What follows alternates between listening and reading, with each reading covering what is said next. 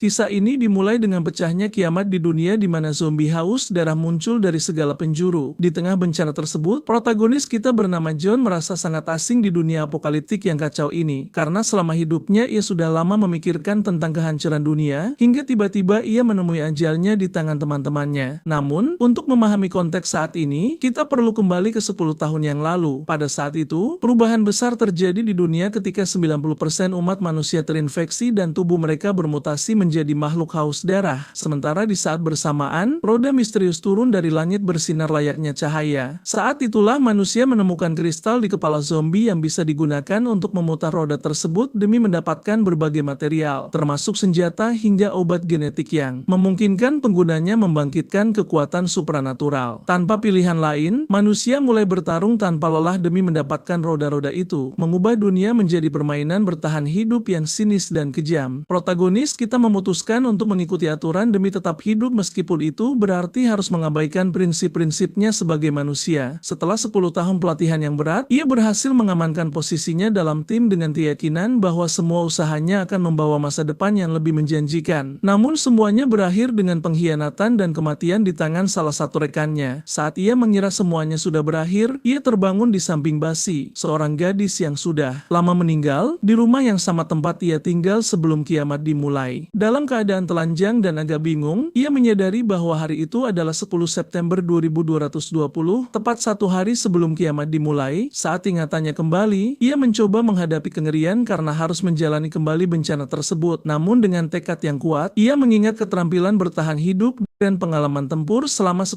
tahun yang telah ia dapatkan. Menyadari bahwa kelahiran kembali ini bisa menjadi peluang besar untuk mengubah takdirnya. Dengan pikiran yang mantap, ia berkomitmen untuk menggunakan semua pengetahuannya demi menghadapi kekacauan yang akan datang dan merencanakan hidupnya dengan lebih baik. Dengan demikian, kisah protagonis kita yang terlahir kembali melangkah ke babak baru tanpa banyak keraguan. Ia segera berpakaian sambil mengabaikan gadis yang terbaring di sampingnya. Gadis itu bertanya kemana ia akan pergi, tetapi ia dengan cepat membuka laci dan mengambil warisan yang ditinggalkan orang tuanya di kehidupan masa lalunya, yaitu kartu kredit hitam yang tidak pernah ia gunakan sebagai bentuk rasa hormat. Namun mengetahui apa yang akan terjadi, ia mengerti bahwa uang akan kehilangan semua nilainya dalam hitungan jam. Jadi ia memutuskan sudah waktunya untuk menggunakannya. Gadis itu, yang merasa kesal karena diabaikan, menuntut jawaban. Ia tidak menahan diri dan berkata bahwa ia tahu tentang perselingkuhan gadis itu dengan seorang bernama Chinju. Wajah gadis itu memerah karena malu dan bersalah, lalu ia terdiam tak mampu menatap matanya. Ternyata di masa lalunya, ketika kiamat dimulai, protagonis telah melakukan segalanya untuk melindunginya tetapi dikhianati karena gadis itu memilih percaya pada Chinju dan meninggalkannya. Sekarang gadis itu mengklaim bahwa ia tidak punya hak untuk mengejeknya dan menuduhnya iri pada penampilan serta kekuatan Chinju, lalu menyebutnya sebagai badut. Terlepas dari masa lalu, ia memberikan peringatan terakhir kepada gadis itu bahwa Chinju bukanlah orang yang bisa dipercaya. Jauh di lubuk hatinya ia tahu bahwa meskipun ia mengatakan Chinju akan menjualnya demi 3 kali makanan saja, itu tidak akan mengubah pikiran gadis itu, jadi ia tidak repot-repot mencoba meyakinkannya. Memutuskan untuk tidak membuang lebih banyak waktunya yang berharga, sang protagonis fokus menyiapkan obat-obatan, makanan, dan peralatan. Sementara itu, gadis tersebut terus berteriak, bersikeras bahwa dialah yang telah meninggalkannya dan mengklaim bahwa dirinya lah yang memutuskan untuk meninggalkan sang protagonis terlebih dahulu. Dalam adegan terpisah, sang protagonis masuk ke dalam taksi dan memberikan setumpuk uang tunai kepada sopir, memintanya untuk melaju secepat mungkin ke rumah sakit terdekat tanpa penundaan. Ia mengumpulkan persediaan obat dalam jumlah besar di rumah sakit dan menyimpannya di dalam tas, sadar bahwa pasokan ini akan segera menjadi langka dan sangat berharga. Saat ia pergi, seorang perawat menuduhnya sebagai penyusup dan pencuri, namun ia memastikan bahwa uang untuk obat yang baru saja ia ambil sudah ada di meja, menambahkan bahwa ia tidak punya waktu untuk penjelasan lebih lanjut karena orang-orang baru akan mengerti ketika dihadapkan pada masa depan yang sudah dekat. Setelah itu, ia bergegas ke toko peralatan luar ruangan untuk membeli berbagai peralatan mahal dan barang-barang yang diperlukan. Sebelum menyelesaikan pembayaran, ia melihat parang di konter senjata senjata yang mengingatkannya pada senjata yang ia gunakan di masa lalunya. Tanpa berpikir dua kali ia memutuskan untuk membelinya dengan harga 10 kali lipat. Yakin bahwa benda itu akan sangat berharga, ia meninggalkan toko dengan tenang tanpa menyadari bahwa pemilik toko diam-diam merasa puas karena berhasil menipunya. Tentu saja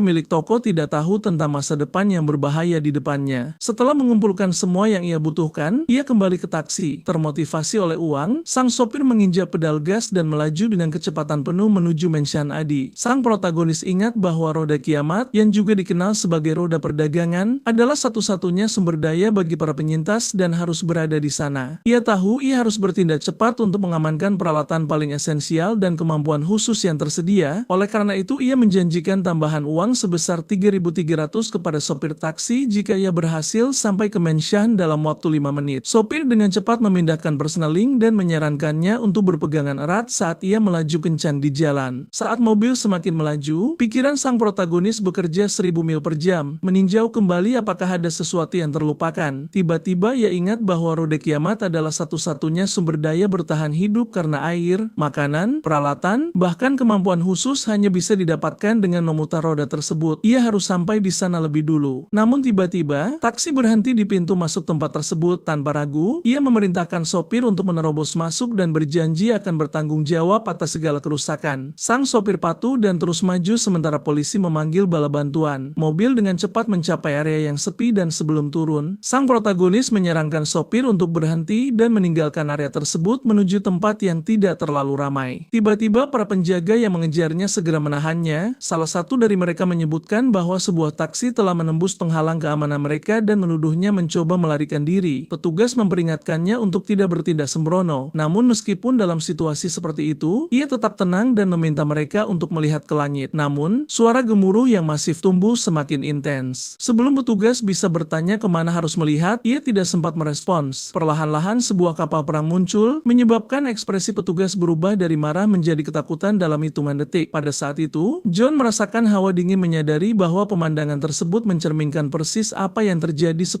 tahun yang lalu. Ia kemudian bertanya-tanya mengapa sang pencipta meninggalkan roda tersebut dan memaksa orang-orang ke dalam konflik. Namun sekarang, dengan tekad bulat untuk memberikan arah baru pada takdirnya, ia memutuskan untuk tidak menyia-nyiakan kesempatan untuk menjadi lebih kuat. Saat kapal perang perlahan mendekat, para penjaga yang tidak tahu apa yang akan terjadi terus mengambil foto untuk dibagikan di internet. Namun John tahu lebih baik dari siapapun apa yang akan terjadi. Ia mengambil kesempatan itu, berbalik, dan lari dengan cepat untuk meninggalkan area tersebut. Sambil berlari, ia ingat bahwa serangan itu akan berlangsung selama 5 menit dan selama waktu itu, dunia akan terjun ke dalam kekacauan total. Tiba-tiba ia mencapai pintu rumah terdekat, membunyikan bel dengan berpura-pura menjadi kurir, dan ingat bahwa gelombang pertama roda kiamat akan segera muncul. Terlebih lagi, ia tahu bahwa begitu kapal perang berhenti menyerang, roda-roda itu akan turun. Seorang wanita di dalam rumah yang terlihat sangat waspada menatapnya dengan curiga dan berkata bahwa ia bukan kurir, menuntut untuk mengetahui siapa dirinya. Wanita itu kemudian memperingatkannya untuk pergi atau ia akan memanggil polisi. Namun sang protagonis tetap tenang mengabaikan kata-katanya karena ia tahu wanita itu tidak memiliki keterampilan bertarung dan tidak menyadari bahaya yang akan segera terjadi. Tepat saat wanita itu hendak bersikeras, ledakan keras bergema di luar. Ia merasa merasakan sesak di tenggorokannya saat melihat kapal perang raksasa melepaskan kapsul-kapsul raksasa yang jatuh ke tanah dan menghancurkan segala sesuatu di jalurnya. Orang-orang di sekitar yang penasaran mendekat hanya untuk menyaksikan kapsul-kapsul itu terbuka dan melepaskan kabut hijau. Dalam hitungan detik, mereka yang terkena kabut berubah menjadi zombie. Seorang pria mencoba menyelamatkan temannya tetapi sudah terlambat karena sang teman telah berubah menjadi mayat hidup dan menyerangnya tanpa ragu. Bagi John yang pernah mengalami situasi ini sebelumnya, kekacauan di luar bukanlah hal baru. Namun, wanita itu ketakutan oleh jeritan dan kehancuran. Ia diliputi rasa takut dan menuntutnya untuk segera meninggalkan rumahnya. Tetapi ia dengan tenang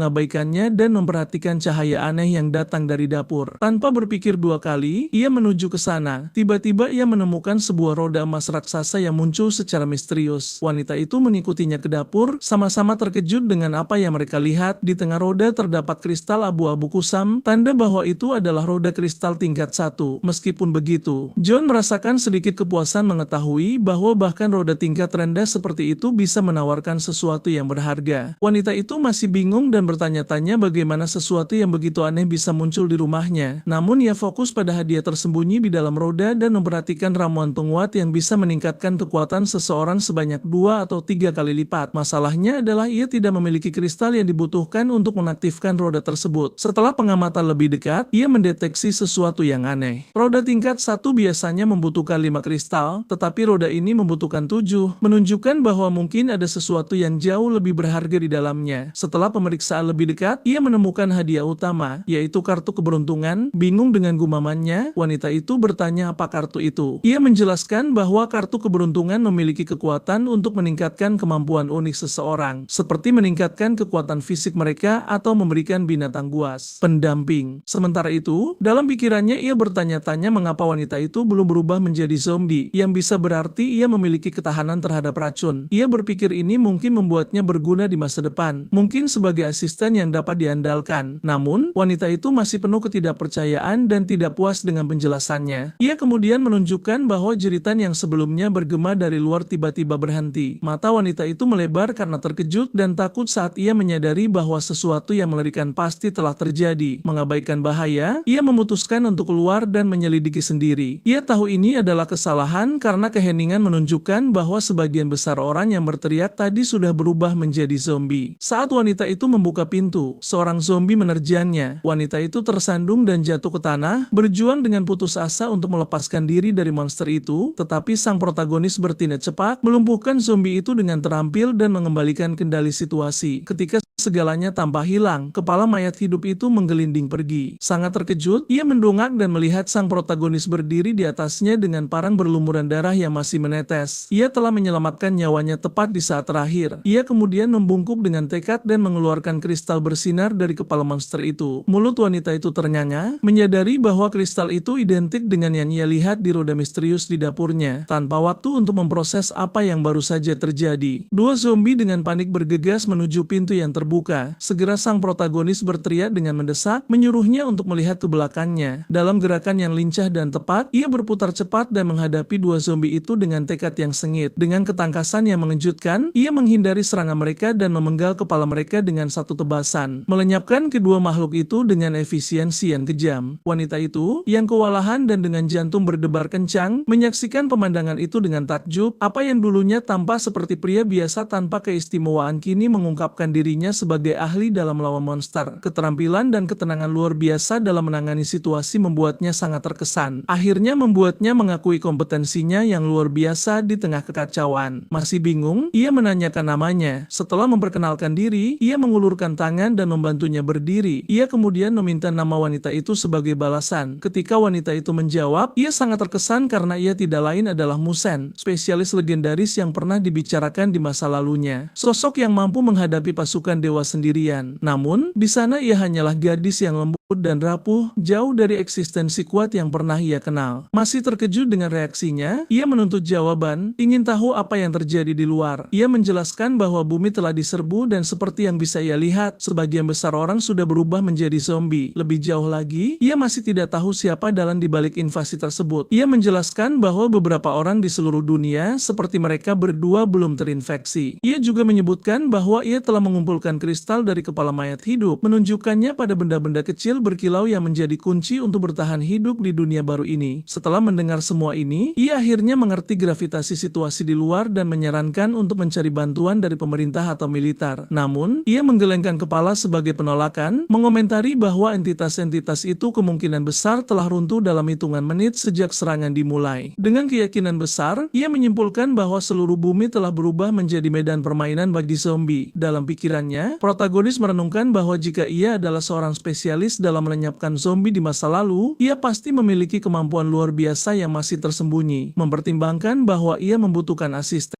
wanita itu tampak seperti kandidat yang paling menjanjikan. Ia kemudian memutuskan untuk mengajarinya aturan bertahan hidup di dunia apokaliptik yang baru dan suram ini. Pertama, ia menjelaskan bagaimana roda-roda itu bekerja yang sangat krusial bagi kelangsungan hidup di kiamat. Sebagian besar persediaan esensial berasal dari roda tersebut, tetapi mengaktifkan roda membutuhkan kristal yang diekstraksi dari kepala zombie. Semakin berharga hadiah yang ditawarkan, semakin banyak kristal yang dibutuhkan. Ia segera mengerti bahwa pasti ada lebih banyak banyak roda yang tersebar di sekitar. Tetapi karena penasaran, ia bertanya bagaimana ia tahu begitu banyak tentang hal ini. Jelas sang protagonis tidak ingin mengungkapkan bahwa ia telah bereinkarnasi. Jadi ia mengalihkan pembicaraan dengan menyarankan agar ia mencoba memutar roda sementara ia berburu zombie di luar. Sebelum pergi, ia berhenti di pintu dan merekomendasikan agar wanita itu mengunci pintu dengan baik di belakangnya dan dalam kondisi apapun tidak boleh pergi ke jalan. Para mayat hidup berkeliaran tanpa tujuan sampai salah satu dari mereka tampak memperhatikan sesuatu dan menoleh. Pada saat itulah ia menghunjamkan bilahnya ke tengkorak zombie. Tiba-tiba beberapa yang lain menerjangnya, tetapi ia bukanlah sasaran yang mudah. Gerakannya cepat dan tepat, menunjukkan keterampilan hebat saat ia bergerak dengan mudah di antara para zombie. Dengan pukulan kuat, ia memotong para mayat hidup seolah-olah mereka adalah tomat. Ketika selesai, ia dengan cermat mengumpulkan kristal dari dahi mereka, tetapi tepat saat ia selesai, ia mendengar teriakan minta tolong yang putus asa di belakangnya. Ia berbalik dan melihat seorang gadis dikejar oleh dua zombie. Wajahnya dipenuhi kepanikan saat ia berlari ke arahnya, bersembunyi di belakangnya karena ketakutan. Tanpa ragu, protagonis kita maju menghadapi para zombie secara langsung dengan keterampilan hebat. Ia mengayunkan bilahnya, melenyapkan monster-monster itu dengan serangkaian serangan cepat. Namun, saat ia berbalik untuk memeriksa gadis itu, perilakunya berubah. Ia menyerangnya secara mengejutkan. Untungnya, protagonis kita sudah siap. Dalam gerakan yang lancar, ia mengulurkan tangan, mencengkeram kepalanya, dan menghunjamkan bilahnya langsung ke dahinya. Melenyapkan ancaman sebelum sempat meningkat, Musen tertegun. Ketika ia kembali, ia telah mengumpulkan 11 kristal, menambahkannya ke 3 kristal yang sudah ia miliki. Sehingga totalnya menjadi jumlah yang tepat untuk 2 putaran di roda. Di bawah tatapan penasaran Musen, ia dengan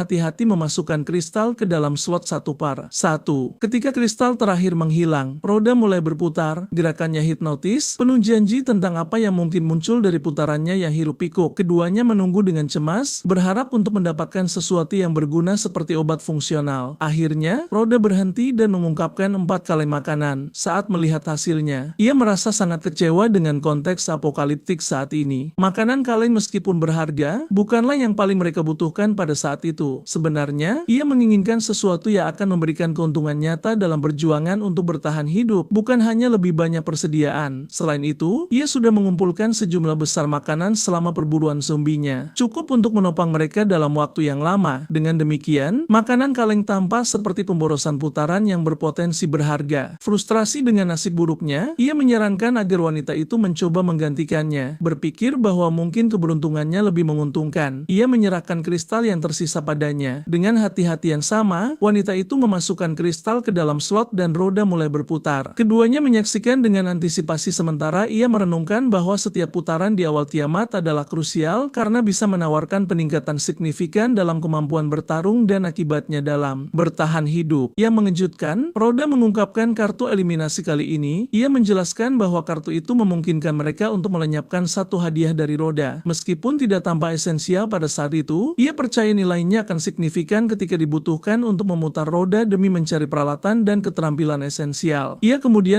menatap Musen dan bertanya apakah ia selalu seberuntung itu. Ia mengonfirmasi dengan senyum, mengatakan bahwa keberuntungan selalu ada di pihaknya. Di masa lalu, ia telah memenangkan botol soda ekstra, hadiah besar dengan memecahkan telur, bahkan sapi hidup dalam undian supermarket. Ini sangat kontras dengan pengalamannya karena tampaknya ia terus-menerus menghadapi nasib buruk. Protagonis kemudian berspekulasi bahwa keberuntungannya mungkin terhubung dengan fisiknya yang mengesankan. Ia berpikir bahwa jika wanita itu memiliki keberuntungan yang menguntungkan, mereka perlu memaksimalkan keunggulan itu. Ia memutuskan bahwa dengan kekuatan fisik dan keberuntungannya, Musen bisa menjadi sekutu yang tak ternilai dalam mengatasi tantangan kiamat. Keesokan harinya, sang protagonis bersiap menghadapi zombie saat fajar. Tujuannya hari itu adalah mengumpulkan total 100 kristal. Melihatnya pergi, Musen memutuskan ia tidak bisa hanya duduk diam dan tidak melakukan apa-apa. Ia memutuskan untuk membantu dengan menyiapkan makanan enak yang layak untuk 100 kristal. Setelah beberapa waktu, ia kembali dengan lelah dan memberitahunya bahwa ia punya 2 berita. Ia bertanya mana yang ingin ia dengar lebih dulu. Ia memilih kabar baik, yaitu bahwa area tersebut sekarang benar-benar dipenuhi zombie, tetapi ia berhasil membersihkannya sepenuhnya. Ini membuatnya bersemangat dan ia dengan antusias bertanya tentang kabar buruknya. Kabar buruknya adalah bahwa ia hanya mengumpulkan 21 kristal meskipun telah mencari di seluruh area, memeriksa setiap rumah, ruangan, dan sudut yang mungkin. Melihatnya kecewa, ia meyakinkannya dengan mengatakan bahwa kristal kristal-kristal itu masih cukup untuk beberapa putaran roda. Kemudian ia bertanya apakah ada sesuatu untuk dimakan karena perutnya keroncongan. Segera hidangan disajikan, tetapi penampilannya tidak menyenangkan dan tidak menggugah selera. Ia mengakui bahwa ia tidak terlalu pandai memasak dan menyarankan bahwa jika ia tidak menyukainya, ia selalu bisa memakan makanan kaleng di lemari es. Meskipun penyajiannya kurang, ia mulai makan sambil mengatakan rasanya enak meskipun tidak terlihat menarik. Ini sedikit menggerakkannya karena ia adalah orang pertama yang tidak membenci masakannya. Ini karena sang protagonis telah selamat dari kiamat sebelumnya menghadapi hal-hal yang jauh lebih buruk, termasuk memakan daging manusia yang membusuk demi menahan lapar. Setelah menghabiskan makanannya, keduanya menuju ke roda dengan kristal yang telah mereka kumpulkan. Musen menunjukkan keberuntungannya yang luar biasa, memutar roda dan mendapatkan dua hadiah berturut-turut, yaitu senjata api dan busur silang. Puas dengan hasilnya, ia menyerahkan sisa kristal kepadanya dan memintanya untuk mencoba memutar roda. Ia tampak enggan, mengatakan keberuntungannya terlalu buruk untuk mengharapkan sesuatu yang positif. Namun, ia dengan lembut memegang tangannya, meniupnya dengan lembut, dan dengan ekspresi tulus meyakinkannya bahwa ia telah mentransfer sebagian keberuntungannya. Gestur tak terduga ini membuatnya memerah, terkejut dengan kepercayaan hangat dari wanita itu. Ada 6 hadiah tersisa di roda dan peluang untuk mendapatkan obat genetik yang ditingkatkan adalah 1:6. Musen menyarankan untuk menggunakan kartu eliminasi untuk menyingkirkan opsi biskuit meningkatkan peluang. Sebelum mereka bisa mengubah pikiran, kartu eliminasi menyentuh roda yang tiba-tiba menyala. Mata mereka melebar karena terkejut. Begitu kartu itu melakukan kontak, keputusan sudah dibuat dan tidak ada jalan untuk kembali. Sekarang dengan peluang 1:5, mereka tahu mereka harus bergerak maju dengan tekad. Sang protagonis memasukkan sisa kristal dan mulai memutar roda. Saat roda berputar dengan kecepatan tinggi, keduanya berdoa dengan sungguh-sungguh, memohon kepada Matap dari timur dan manusia dari barat, memohon pada kekuatan ilahi manapun yang bisa mereka bayangkan dalam upaya putus asa untuk menarik keberuntungan pada momen krusial ini. Ketika roda mulai melambat dan panah mendarat di botol ramuan hijau, wajah mereka berubah menjadi ekspresi takjub dan sukacita seolah-olah mereka telah memenangkan hadiah utama. Pada akhirnya, terungkap bahwa itu adalah penyempurna tubuh pemula, bukan sekadar trofi sederhana, tetapi pengubah permainan yang nyata. Ramuan ini menjanjikan untuk melipat gandakan kemampuan bertarung dan kekuatan fisik pengguna selama tahap awal kiamat. Di dunia yang begitu kacau dan menantang, obat sebesar ini tak ternilai harganya. Dengan bersemangat, Musen mencegahnya meminum ramuan itu segera, tetapi ia mengambil pendekatan yang lebih terhitung. Alih-alih mengonsumsinya secara langsung, ia dengan cermat mencampur ramuan penguat dengan sedikit perina yang ia dapatkan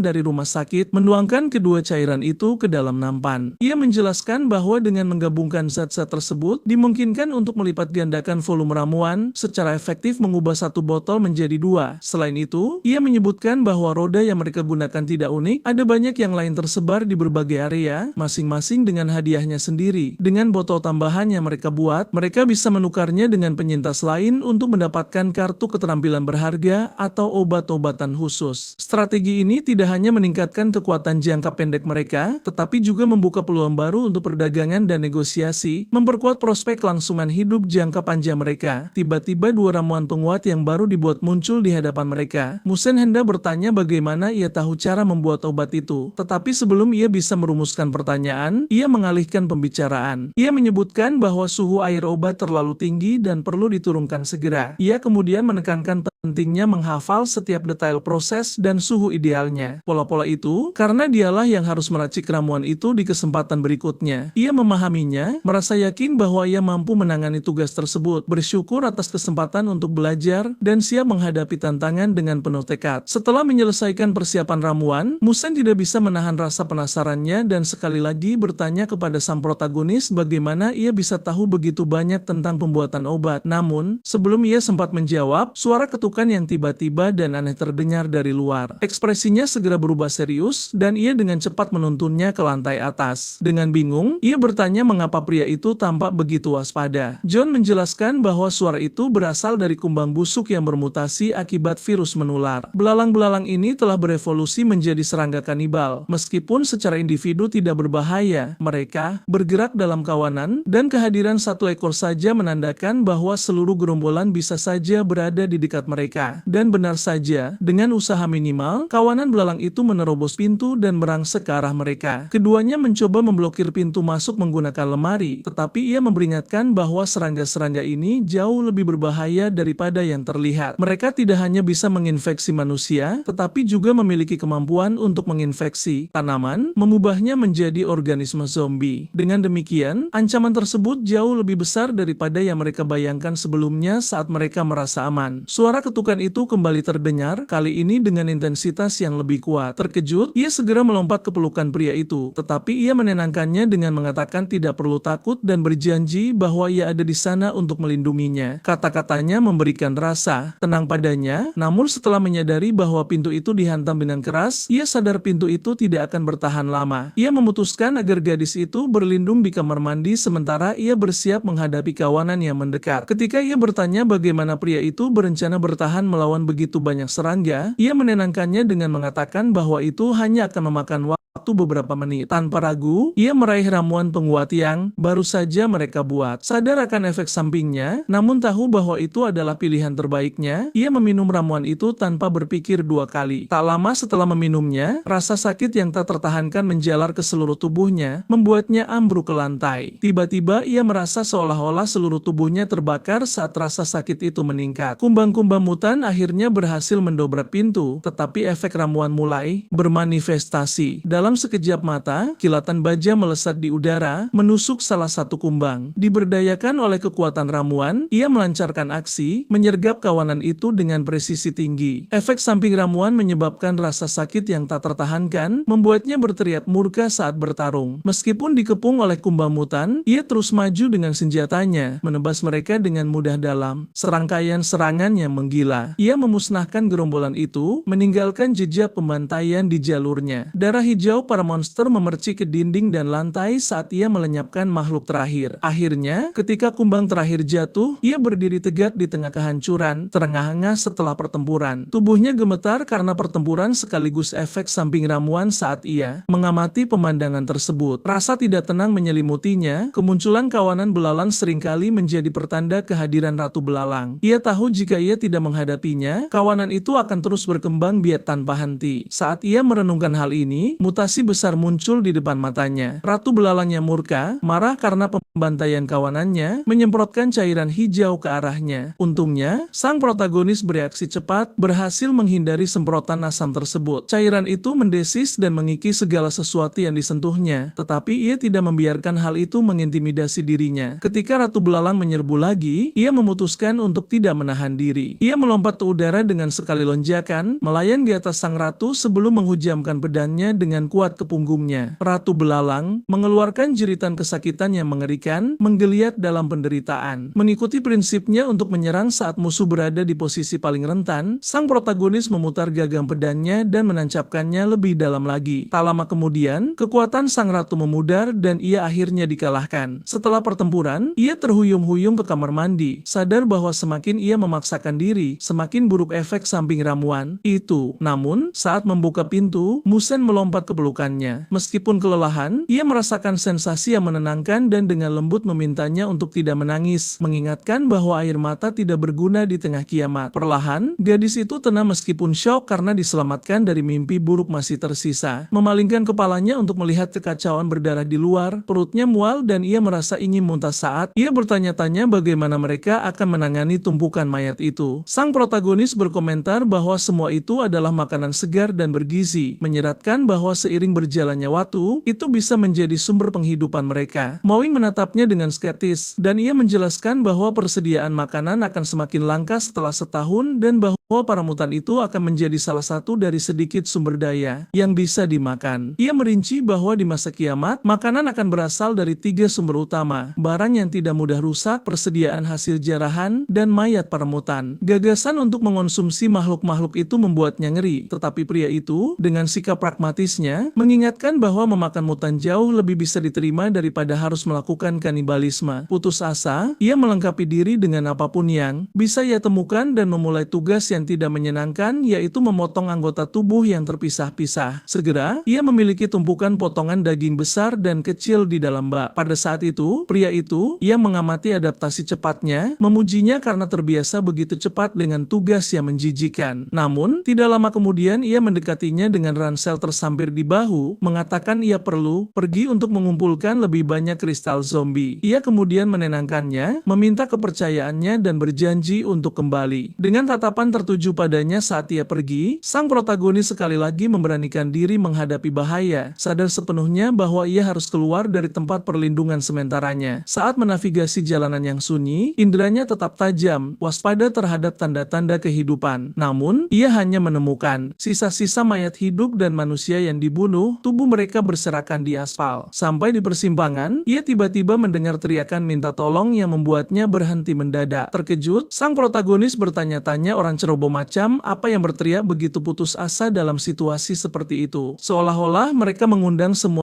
zombie di dekat situ untuk berkumpul ke arah mereka. Di persimpangan, ia melihat seorang gadis duduk di tanah. Jeritan minta tolongnya yang putus asa bergema di jalanan yang kosong. Tanpa ragu, ia berlari ke arahnya dan membekap mulutnya, berbisik agar ia tetap diam supaya tidak menarik perhatian zombie lain. Namun, sudah terlambat. Gema teriakannya telah memanggil gerombolan makhluk yang kini sedang bergerak melalui janggang sempit, langsung menuju ke arah mereka. Sadar akan bahaya yang akan segera terjadi, ia menghunus pedangnya dan mulai menebas zombie-zombie yang mendekat dengan keganasan. Namun, meskipun usahanya keras, seorang pria putus asa memerintahkan gadis itu untuk lari sementara ia menahan musuh. Dalam kepanikan, ia melihat pintu terbuka di dekatnya dan tanpa berpikir dua kali berlari ke sana, mendesak sang protagonis untuk bergegas dan berlindung sebelum terlambat. Mengabaikan zombie yang mendekat, sang protagonis berlari ke arah pintu. Saat ia berhasil masuk, pintu dibanting tertutup di belakangnya. Tetapi sebelum mereka sempat menarik napas, tangan yang membusuk muncul melalui celah pintu, seketika membuat mereka ketakutan. Teror tercermin di wajah pucat mereka saat pintu, yang kini tidak bisa tertutup sepenuhnya, memberi mereka sedikit waktu. Dengan cepat mereka berlari ke lantai atas, tetapi segera jelas bahwa mereka kelelahan. Napas mereka ternyah-nyah dan langkah mereka melambat secara signifikan karena kelelahan mulai terasa. Tepat saat gadis itu tersandung, seekor zombie mencengkeram kakinya, menyeretnya menuruni tangga dengan cengkeraman kuat. Ia bereaksi cepat, mengayunkan pedang besarnya dalam busur yang kuat, memutus cengkeraman itu dalam satu tebasan. Ia segera membantunya berdiri. Namun, situasi memburuk karena tangga kini dipenuhi oleh banyak zombie yang memblokir jalan mereka ke segala arah. Kemudian, saat kekacauan tampak akan melahap mereka, cahaya menyilaukan tiba-tiba bersinar melalui jendela sempit, memberikan cahaya supranatural yang mengganggu di atas pemandangan itu. Jantung John berdegup kencang saat ia menoleh ke arah sumber cahaya itu, matanya melebar karena terkejut saat ia mengenalinya. Benda putih cemerlang yang turun dari langit menerangi tangga yang gelap seperti suar. Ia menyadari itu adalah kunci ruang bawah tanah, artefak berkekuatan besar yang kini dalam jangkauannya. Di kehidupan sebelumnya, ia telah belajar bahwa kunci ruang bawah tanah adalah salah satu benda paling langka dan berharga di dunia kiamat. Itu adalah satu-satunya cara untuk mengakses negeri misteri di dalam ruang bawah tanah, tempat yang penuh dengan harapan dan keajaiban. Bahkan para veteran paling berpengalaman pun menginginkannya, meskipun tidak ada yang berhasil mendapatkannya. Bertekad untuk tidak membiarkan kesempatan ini terlewat, sang protagonis memutuskan untuk mendapatkan kunci misteri tersebut. Namun, saat ia tenggelam dalam pikirannya, gadis itu tiba-tiba berteriak, memperingatkannya untuk berhati-hati terhadap zombie. Segera, sang protagonis menoleh dengan cepat dan melihat seekor zombie bergerak langsung ke arahnya. Dalam momen ketakutan dan kepanikan, ia memukul wajah zombie itu untuk mencoba melindungi diri dan mengutuk makhluk itu. Melihat bagaimana zombie itu maju ke arahnya dengan niat yang begitu spesifik, ia berpikir secara ironis bahwa bahkan zombie sekarang sepertinya tahu di mana letak kelemahan yang paling menyakitkan. Murka, ia memutuskan untuk menghabisi 10 mayat hidup itu sekali, dan untuk selamanya. Lorong sempit itu tampak seperti medan yang ideal untuk pertahanan dan serangan balik. Tepat saat ia hendak melancarkan serangannya, tangan abu-abu muncul dari balik bayang-bayang. Tetap tenang, sang protagonis mengayunkan pedangnya dengan presisi, membuat tangan itu terbang di udara dan memercikkan darah hijau ke lantai. Seorang gadis bernama Squaen, beberapa hari sebelum dimulainya kiamat, memiliki segalanya: pengikut, ketenaran, kekayaan, dan kecerdasan. Benar-benar dia adalah favorit surga. Namun, dalam Dalam hitungan hari, segalanya telah runtuh. Keluarga, teman, dan bahkan ayahnya telah berubah menjadi zombie. Saat ia merenungkan tragedi ini, ia tetap berlutut menghadapi apa yang tampak sebagai saat-saat terakhirnya. Tetapi tiba-tiba ia melihat mayat hidup jatuh ke tanah, dikalahkan. Ia tidak percaya pria itu berhasil melenyapkan semua ancaman tepat di depan matanya. Namun, kelegaannya tiba-tiba terputus oleh John yang memperingatkannya bahwa jika ia ingin tetap hidup, ia tidak boleh teralihkan. Mereka harus menemukan kunci dan bertindak cepat. Sementara itu, bagian bawah gedung dipenuhi oleh musuh, membuat jelas bahwa turun ke bawah bukanlah pilihan yang bisa dilakukan. Satu-satunya kesempatan mereka adalah mencapai atap dan mencari jalan keluar lain. Squaen punya rencana, atap gedungnya terhubung dengan yang bersebelahan dan tujuannya adalah melarikan diri dari sana. Jika mereka berhasil mencapai gedung lain, mereka akan lebih dekat ke tujuan mereka. Selain itu, ia berpikir bahwa dengan turun dari gedung tersebut, kunci itu hanya berjarak 2 jalanan. Saat ia mengamati area tersebut, ia menyadari bahwa tanaman merambat menutupi semua permukaan. Tiba-tiba, dahan menjalar ke arahnya, melilitkan batanya ke tubuhnya dan mengangkatnya dari tanah dengan kekuatan yang mengesankan. Sekali lagi, sang protagonis campur tangan, memotong tanaman itu dan menyebabkannya jatuh ke tanah. Ia tidak mengatakan apa-apa, fokus pada tugas di depan. Meskipun gadis itu menatapnya, ia tetap fokus, berurusan dengan tanaman mutan yang memperlambat kemajuan mereka. Setiap detik yang dihabiskan untuk memotong tanaman merambat terasa seperti membuang waktu. Akhirnya, mereka mencapai pintu terkunci. Squaen bertanya apa yang harus mereka lakukan, dan ia merespon secara langsung dengan memberikan tendangan kuat yang membuat pintu itu jebol. Dengan tergesa-gesa, mereka berdua naik ke atap di mana mereka menemukan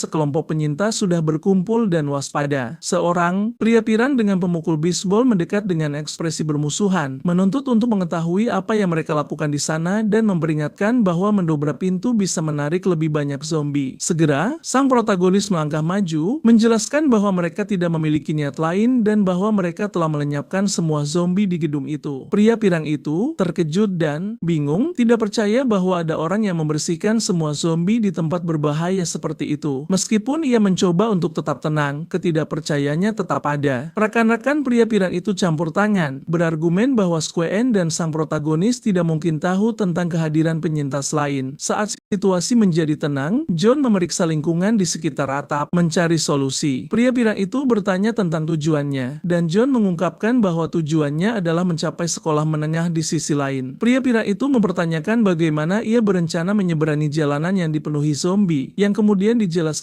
John bahwa ia telah melihat cahaya di area tersebut dan bertekad untuk menyelidikinya. Mengagumi keberaniannya, pria pirang itu menunjukkan kemungkinan jalan pintas, gedung terdekat lain di sebelah timur atap. Meskipun berbahaya, lompatan itu adalah pilihan yang bisa dilakukan. Segera, John menilai celah antara gedung-gedung tersebut yang sekitar 5 meter dengan atap di seberangnya berada di tingkat yang lebih rendah. Itu adalah tantangan yang lengkap, tetapi sesuatu yang ia rasa yakin bisa dilakukan. Saat ia bersiap untuk melompat, Squaen menyela dengan gemetar karena takut, memohon untuk tidak ditinggalkan dengan penuh kasih. Sang protagonis setuju untuk membawa ranselnya. Melihat ini, pria pirang itu mengejeknya, memperingatkan bahwa itu adalah kegilaan mencoba melompat dengan mereka berdua karena bisa mengakibatkan kematian. Namun, berpikir cepat, John menyarankan penggunaan tali untuk mengamankan ransel Squaen dan tubuhnya agar menyeberang bersama dengan aman. Pria pirang itu tertawa, menepis rencana tersebut dan menyarankan agar Squaen memberikan ranselnya kepada dirinya, berjanji akan melemparkannya begitu ia berada di sisi lain. John menolak tawaran itu karena takut ia mungkin kehilangan ranselnya selamanya kepada seseorang yang tidak bisa dipercaya seperti pria pirang itu. Sikap pria pirang itu tiba-tiba berubah agresif, mengancam akan mematahkan tangan John jika ia tidak patuh, tetapi sang protagonis dengan senyum dingin menyebutnya bodoh dan tanpa sepatah kata pun lagi, mengambil ancang-ancang dan melompat dari gedung setinggi 200 meter. Waktu seolah melambat saat ia terbang di udara, angin berdesir di sekitarnya. Dalam hitungan detik, ia mendarat dengan berat di atap seberang, menyerap dampaknya dengan lengan dan lututnya. Pria pirang di sisi lain tercengang dengan apa yang baru saja ia saksikan, tidak percaya dengan apa yang dilakukan John. Tanpa membuang waktu, John mulai melepaskan ikatan Squaen yang gemetar karena takut. Ia bertanya apakah gadis itu baik-baik saja, tetapi saat ia melakukannya, sebuah kehadiran mengamati mereka dari kejauhan. Itu adalah seorang pria kekar yang aneh bersembunyi di balik bayang-bayang, mengawasi mengawasi mereka melalui teropong. Ia telah melacak setiap gerakan mereka. Pria aneh ini adalah anggota komunitas bandit kejam yang dikenal karena mengeksploitasi mereka yang rentan dan melecehkan wanita putus asa demi tujuan mereka sendiri. Para bandit ini berkembang di tengah kekacauan. Kiamat menciptakan lingkungan ketakutan dan penyalahgunaan di mana kebrutalan menjadi mata uang. Dengan tatapan predator di matanya, orang asing itu melihat peluang dalam kelompok penyintas yang tidak ingin ia sia-siakan. Di tempat persembunyian kotor para bandit ini, situasinya bahkan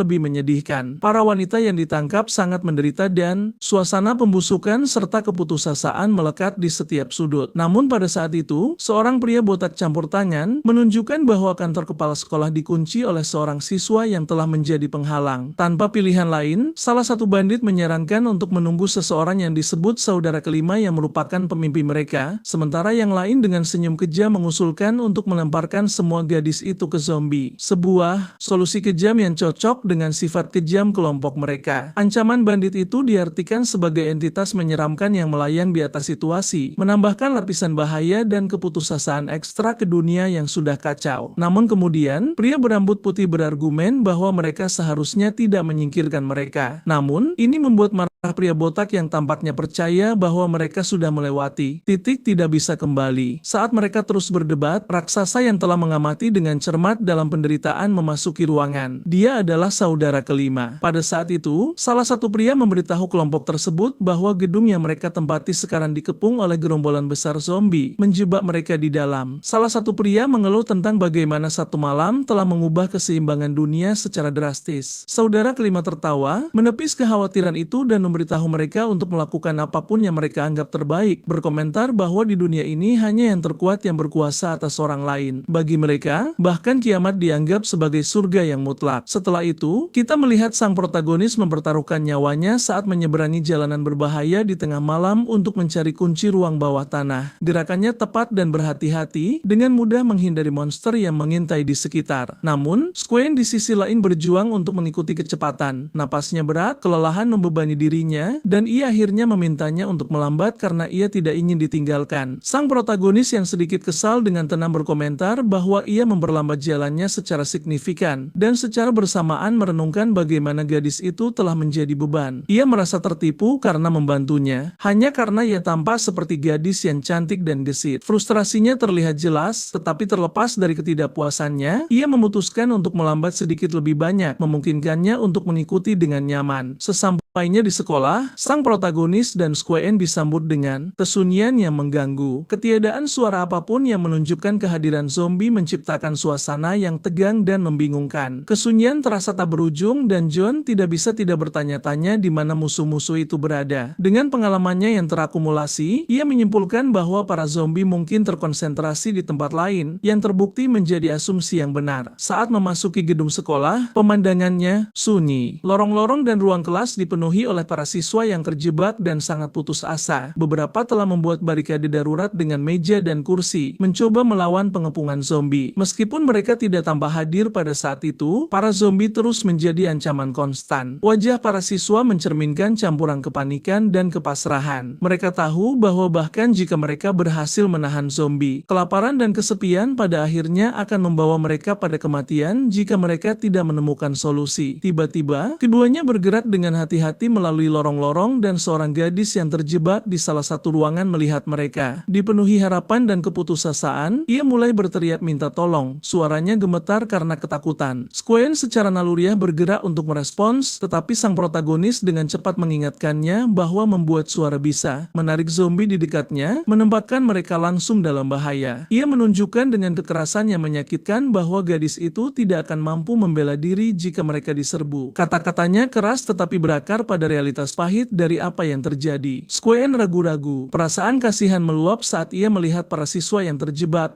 memenuhinya dengan ketidakberdayaan dan kesedihan. Ia ingin membantu mereka, melakukan sesuatu, apa saja untuk meringankan penderitaan mereka. Tetapi sang protagonis yang selalu realistis memperjelas bahwa ia tidak tahu berapa banyak zombie di luar ruangan itu, dan bahwa ia saat ini tidak diperlengkapi atau mampu untuk menangani jumlah yang begitu besar. Nadanya parah saat ia menyatakan bahwa ini adalah kiamat. Jika ia benar-benar ingin menyelamatkan para siswa itu, ia harus menemukan cara untuk melakukannya sendiri. Keseriusan kata-kata kata-katanya menghantamnya dalam-dalam dan permintaan maaf tanpa suara keluar dari bibirnya saat ia mengikutinya melalui lorong sekolah yang gelap dan terbengkalai. Ia berharap gadis itu tidak memiliki ide bodoh, tetapi di tengah kesunyian yang mengganggu menyelimuti sekolah, Squan mulai bertanya pada dirinya sendiri serangkaian pertanyaan. Ia bertanya-tanya mengapa sang protagonis memilih sekolah itu sebagai tujuan mereka, dan apakah mungkin ada tempat perlindungan tersembunyi yang memungkinkan mereka menghindari zombie yang menakutkan. Dengan demikian, kesunyian sekolah yang hanya terputus oleh langkah kaki mereka meningkatkan kecemasan di dalam dirinya. Bertekad untuk memecahkan ketegangan, Squan mengumpulkan keberaniannya. Ia mendekati sang protagonis untuk berterima kasih karena telah menyelamatkannya sebelumnya dan menanyakan namanya, berharap sikap syukur ini mungkin meringankan suasana berat sedikit saja. Namun, sang protagonis tiba-tiba berhenti, menoleh ke arahnya dengan tatapan mengejek dan merespons dengan sarkasme. Ia kemudian bertanya apakah ia benar-benar berpikir beberapa kata terima kasih dapat menutupi risiko yang ia ambil untuk menyelamatkannya. Nadanya yang tanpa henti membuat Squan terdiam sesaat dan keterkejutannya membuatnya merasa tidak aman. Merasa tidak nyaman dengan komentar pedas itu, Squan bertanya apa yang sebenarnya ia inginkan. Dengan senyum ironis, ia mengatakan ia menyelamatkannya untuk digunakan sebagai umpan, menambahkan bahwa dalam situasi sulit seperti yang mereka alami sekarang, sebungkus mie instan tidak ada gunanya seperti dirinya. Kekejaman kata-katanya membuat Squan terpaku, merasa terguncang oleh perlakuan yang ia terima. Meskipun harga dirinya terluka, ia memutuskan untuk memperkenalkan diri secara resmi sebagai Squan. Selain itu, ia menerima kebenaran pahit dari situasinya, dan meskipun masih terkejut dengan sikap sang protagonis, ia mengakui bahwa terlepas dari suasana hatinya yang berat, pria itu mungkin orang yang baik di lubuk hatinya. Akhirnya, sang protagonis mengungkapkan namanya, mengatakan itu adalah John. Meskipun awalnya keras, Squan memutuskan untuk tetap berada di sisinya, yakin bahwa di tengah semua kekacauan itu ada sesuatu yang berharga dalam kebersamaan dengannya. Meskipun interaksi mereka dimulai dengan gesekan, keduanya mengakui perlunya bekerja sama untuk bertahan hidup di dunia yang tak kenal ampun di sekitar mereka. Saat mereka terus mencari kunci ruang bawah tanah, teriakan minta tolong dari ruangan terdekat menarik perhatian mereka. Sang protagonis sadar bahwa para penyintas di dalam ruangan mungkin memiliki informasi penting tentang kunci atau lokasinya, memutuskan untuk menyelidiki. Dengan cepat, ia menoleh ke Squan dan memerintahkannya untuk tetap bersembunyi agar tidak terdeteksi. Kemudian, dengan kelincahan yang luar biasa, ia memanjat tiang di dekatnya untuk mencapai ruangan melalui jendela. Namun, suara gerakannya segera menarik perhatian zombie di gedung yang mulai mendekat secara massal ke arah sumber suara. Saat seekor zombie maju ke arahnya dari dalam ruangan, sang protagonis bertindak dengan tenang. Ia memecahkan kaca jendela dengan gerakan lincah, secara bersamaan memberikan tendangan kuat ke kepala zombie, melemparkannya ke dinding. Memanfaatkan kesempatan itu, ia menarik senjatanya dan dengan gerakan terkoordinasi mulai melenyapkan zombie-zombie di ruangan itu. Setiap tebasan pedangnya dihitung dengan presisi, secara efisien dan cepat menghabisi mayat hidup. Sementara itu, di dalam ruangan, 3 penyintas berkumpul dengan ketakutan. Di antara mereka adalah seorang guru yang mendekati sang protagonis, merasa lega untuk mengungkapkan rasa terima kasihnya. Ia kemudian memeriksa ruangan, mengamati para penyintas dan bertanya apakah mereka telah melihat di mana kuncinya berada. Guru itu menjelaskan bahwa mereka terjebak bersama 2 siswa dan seorang gadis bernama Chen yang sayangnya. Setelah dia tiada, dia meminta pria itu untuk membantu mereka melarikan diri dari lokasi tersebut. Namun, sang protagonis bertanya apakah mereka sempat melihat cahaya terang, menekankan bahwa detail sekecil apapun sangatlah penting baginya. Lebih jauh lagi, dia berjanji jika mereka membantunya menemukan kunci, dia akan membantu mereka melarikan diri. Kedua siswi itu menggelengkan kepala, menunjukkan bahwa mereka tidak melihat cahaya tersebut. Namun, sang guru dengan percaya diri, menegaskan bahwa dia telah melihatnya dan bahkan tahu di mana benda itu jatuh. Hal ini memancing rasa ingin tahu John dan mendesaknya untuk menanyakan lokasi persisnya. Namun, sang guru bersikeras bahwa dia harus menyelamatkan mereka terlebih dahulu sebelum mengungkap lokasi kunci tersebut. Masih ragu, dia bertanya apakah sang guru benar-benar yakin dengan lokasinya. Kemudian, sang guru mendeskripsikan jatuhnya kunci tersebut dengan harapan itu cukup untuk memastikan keselamatan mereka. Meskipun deskripsinya mendetail, dia menilai situasi tersebut sangat rumit. Ada terlalu banyak mayat hidup di luar untuk menjamin keselamatan semua orang. Dengan kemampuannya saat ini, dia hanya bisa membawa 2 orang bersamanya. Para siswi yang marah dengan keputusan itu memprotes, menganggap tidak adil jika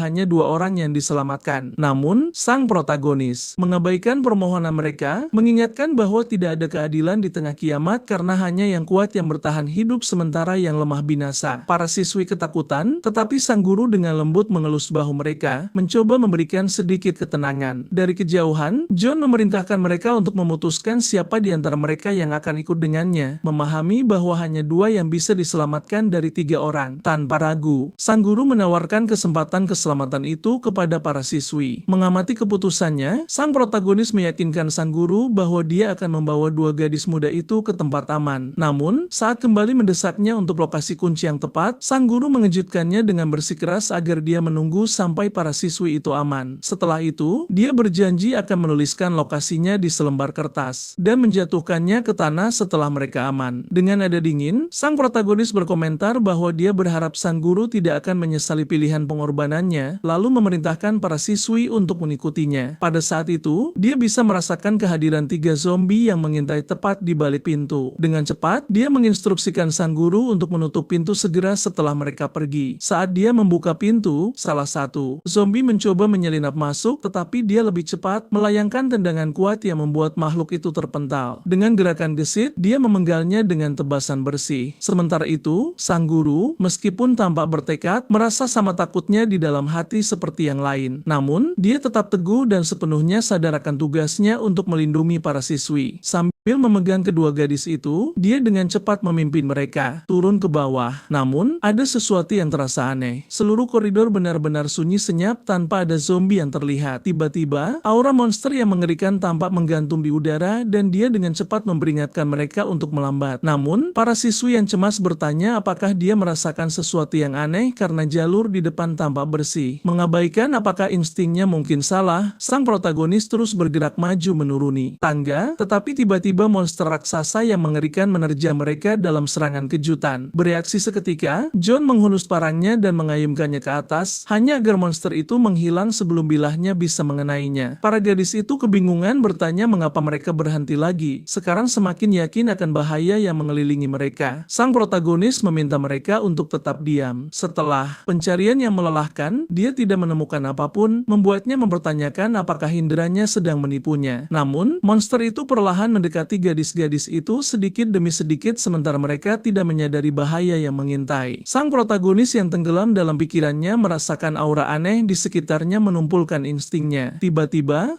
monster itu menjulurkan lidahnya, menyapu rambut salah satu gadis dan mengirimkan rasa dingin ke tulang punggungnya. Saat dia berbalik untuk melihat, dia terpaku karena berhadapan langsung dengan mulut monster yang terbuka lebar, penuh dengan gigi tajam bergerigi yang siap melahapnya. Pada saat itu, sang protagonis yang heroik melemparkan parangnya ke dalam mulut monster itu, menyebabkan sebagian bibir makhluk itu jatuh ke tanah dan menyelamatkannya. Seketika, bangunan itu bergema dengan jeritan amarah monster yang menusuk telinga. Monster itu menyerang dengan cakarnya, tetapi alih-alih mundur, dia berdiri kokoh menghadapi serangan itu secara langsung dengan tangan kosong. Mengejutkannya, pukulan itu bahkan tidak menggoyahkan sang monster. Saat itulah dia menyadari bahwa monster itu memiliki lengan berlapis baja sekuat logam, menjadikannya musuh yang hampir tidak bisa dihancurkan. Makhluk itu melancarkan serangan yang hampir tidak bisa dia hindari, menunjukkan bahwa monster itu jauh lebih sulit dikalahkan daripada yang dia duga. Menyaksikan kekuatan monster yang luar biasa, dia memberikan tendangan berputar sempurna yang ditargetkan ke kepalanya untuk mencoba menjatuhkannya, tetapi serangan itu tidak berpengaruh. Sebaliknya, kekuatan luar biasa monster itu memungkinkannya mencengkeram kakinya dan dengan brutal membantingnya ke tanah dengan kekuatan sedemikian rupa hingga lantai retak di bawahnya. Gadis itu menonton dengan ngeri, dipenuhi rasa takut. Jika dia tidak bisa mengalahkan monster itu, tidak satupun dari mereka akan memiliki kesempatan untuk melarikan diri. Dengan putus asa, dia memanggil temannya untuk meminta bantuan, tetapi yang mengecewakannya, temannya malah melarikan diri dan meninggalkannya dalam kepanikan. Sang protagonis terluka parah dan hampir tidak bisa bergerak, berada di ambang keputusasaan. Sementara itu, monster besar itu membayangi di atasnya dengan lengan kuatnya yang siap memberikan pukulan terakhir. Namun, pada detik terakhir, suara dentuman keras memecah udara dan tembakan presisi mengenai monster itu, menghentikannya tepat di jalurnya. Sang protagonis berhasil mengeluarkan pistol dan menembak tepat waktu sesuatu, memberikan kelegaan singkat pada situasi yang tegang. Namun, situasi tetap kritis karena benturan sebelumnya telah membuat lengan kanannya terkilir dan rasa sakit terlihat jelas di wajahnya. Sambil menggertakkan gigi untuk menahan rasa sakit, dia beralih ke gadis itu, mendesaknya untuk segera bangkit jika mereka menginginkan kesempatan untuk melarikan diri. Waktu sangat krusial pada saat itu, tetapi sebelum mereka bisa bergerak, suara langkah kaki logam yang menyeramkan bergema dari tangga. Langkah-langkah itu semakin mendekat dan gema.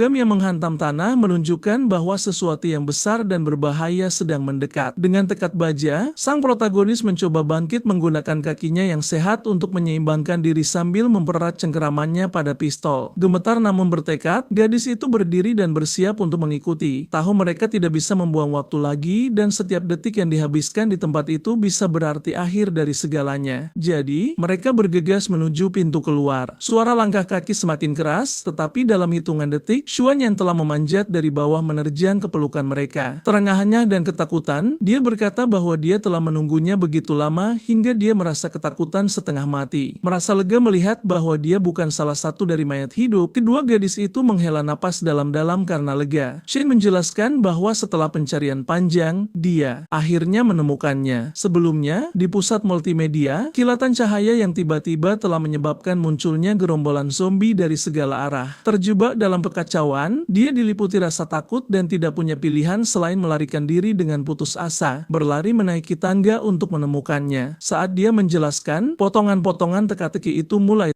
terhubung. Sumber cahaya yang menarik para zombie itu menjadi jelas, itu tidak lain adalah cahaya dari roda di depan mereka. Sang protagonis dengan cepat mengumpulkan semua orang dan memimpin mereka menuruni tangga. Sepanjang jalan, salah satu gadis menyatakan penyesalan karena tidak bisa membantu temannya dan dia memahaminya, mengakui bahwa itu bukan kesengajaan. Tiba-tiba, mereka keluar dari gedung kelas tanpa masalah. Melihat bahwa semua siswi selamat, sang guru ragu sejenak, bertanya-tanya apakah dia seharusnya merahasiakan lokasi kunci tersebut, percaya bahwa dia pada akhirnya akan datang untuk menyelamatkannya. Namun, dia segera menepis pikiran itu, menyadari bahwa dia masih memiliki anak-anak untuk dijaga. Dia melemparkan kertas dengan lokasi yang tertulis di atasnya. Pada saat itu, Xuan bertanya kepada sang protagonis mengapa dia tidak membantu sang guru. Dia menjawab bahwa sang guru tidak mempercayainya, jadi dia memutuskan untuk memberinya lebih banyak pilihan. Ketika kertas itu dibuka dan dibaca, ditemukan bahwa kunci itu jatuh ke lokasi konstruksi, tempat yang diabaikan kebanyakan orang. Menyadari pentingnya menemukan roda yang disebutkan oleh Xuan, dia menyimpulkan bahwa itu harus menjadi prioritas utamanya. Karena tidak mempercayai keandalan para siswi, dia memutuskan untuk mencari rodanya terlebih dahulu daripada kuncinya dan berpotensi berakhir mati bersama mereka. Dia memberitahu semua orang bahwa mereka akan menuju ke pusat multimedia. Meskipun ada peringatan bahwa tempat itu dipenuhi zombie, dia tidak mempedulikan bahaya tersebut, percaya bahwa semakin besar risikonya, semakin besar pula imbalannya. Dengan percaya diri, dia menginstruksikan para siswi untuk mengikutinya. Saat mencapai pusat multimedia, terlihat jelas bahwa tempat itu dipenuhi dengan zombie. Salah satu gadis merasa cemas dan bertanya apakah dia telah memimpin mereka ke situasi yang begitu berbahaya. Karena tampaknya setelah mendapatkan informasi yang dia butuhkan, dia menganggap mereka bisa dibuang dan mencoba menggunakan mereka sebagai umpan untuk para zombie. Mendengar kekhawatirannya, dia menjelaskan bahwa kiamat penuh dengan zombie dimanapun mereka pergi. Lebih jauh, dia meyakinkan mereka bahwa dia bukan orang yang begitu tercela untuk menggunakan mereka sebagai umpan. Dia kemudian memperjelas bahwa mereka harus menunggu di luar sampai dia membersihkan pusat tersebut dan kembali. Setelah memberikan instruksinya, dia nekat masuk ke pusat multimedia sendirian. Dengan demikian, sang protagonis memutuskan untuk memasuki ruangan, meninggalkan gadis-gadis itu sedikit bingung dengan tindakannya. Namun kemudian, Lily dengan cepat menyimpulkan bahwa dia sedikit gila karena meskipun menganggap dirinya kuat atau bersenjata, dia tidak percaya bahwa hanya pistolnya akan cukup untuk mengalahkan sejumlah besar zombie yang menunggu di dalam. Dalam diam, dia mendekati Xiao, menyarankan mungkin lebih baik mencari tempat aman untuk bersembunyi dengan alasan bahwa semua zombie berkumpul di sana dan kemungkinan besar John akan mati di sana. Namun, temannya menganggap ini kontraproduktif karena dialah yang menyelamatkannya sebelumnya. Tiba-tiba, Xuan melihat mereka dari belakang sambil bergumam dan bertanya apa yang sedang mereka bicarakan. Namun, Lily membuat alasan bahwa dia sakit perut dan ingin zoom menemani ke kamar mandi. Sebagai tanggapan, Xuan sedikit ragu, berbalik melihat ke pintu, dan mengusulkan untuk menunggu sang protagonis dengan harapan semuanya akan baik-baik saja. Sementara itu, John yang sudah berada di dalam menganalisis tempat itu dan berkomentar bahwa dia cukup beruntung karena tidak ada zombie mutan di perimeter seperti sebelumnya. Jadi, sebelum mulai membersihkan area tersebut, dia memutuskan untuk memperbaiki lengannya yang terkilir, mengklaim bahwa di masa lalunya, dia telah menangani beberapa patah tulang. Setelah itu selesai, dia memasang posisi siaga, menyiapkan senjatanya untuk apa yang akan datang. Di luar, gadis-gadis itu mendengar suara tembakan dan berkata bahwa ini adalah aba-aba mereka untuk melarikan diri. Dia mengusulkan agar mereka pergi ke asrama guru karena tempat itu bebas dari zombie dan mereka bisa aman di sana serta mencari makanan. Kemudian, dia menarik tangan Zhu, sambil berkata bahwa dia memikirkan dirinya sendiri dan bukan orang lain, tetapi dia menarik tangannya dan berlari menuju Xuan untuk memberitahu bahwa dia telah berhasil melarikan diri bersama mereka ke tempat aman. Di situ, Lily merasa sedikit tidak nyaman, bersikeras untuk membawanya serta menyeratkan bahwa ini bukan bagian dari rencananya. Tiba-tiba, Xuan menolak tawarannya dengan